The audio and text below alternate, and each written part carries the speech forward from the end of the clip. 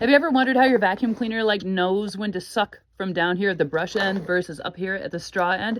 I kind of do because I like to take things apart. Not everybody does. I made a video before that got some traction, which is just giving people permission to like pull these things apart and see how they work inside, because let's be real, not all of us were encouraged to do that. And some of us were actively encouraged against taking equipment apart because, well, when you're young, or if you don't know what you're doing and you take things apart, you don't always put them back the right way. And when you're young, you don't care. An adult is going to help you.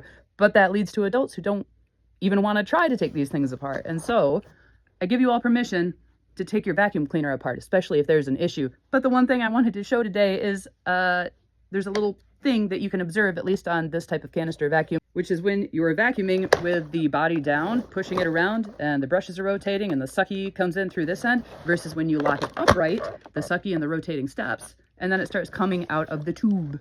The tube.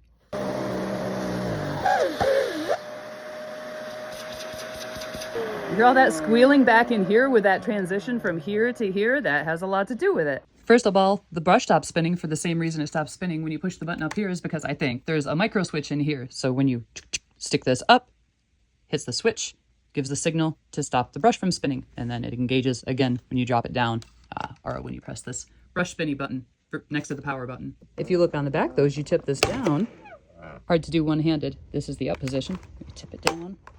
Do you see that little flap? It's mechanical. It's a little mechanical valve. When I push it back into the upright position, it does it again. Flip. There it is. It's a little spring-loaded air diverter, also called a changeover valve. And it's changing from sucking down here to sucking up through here.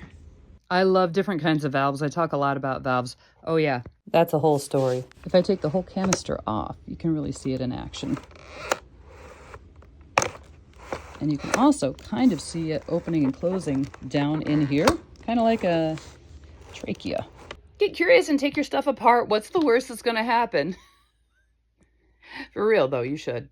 And if you get the screwdriver out, just take pictures. Pull your phone out, and like if you flip this upside down, like if you feel the need to clean this out and you take what you can apart and you see the screws underneath here and you want to take more of it apart, so you can actually pop these out and get a nice deep clean, or get a utility knife down there to clean it up.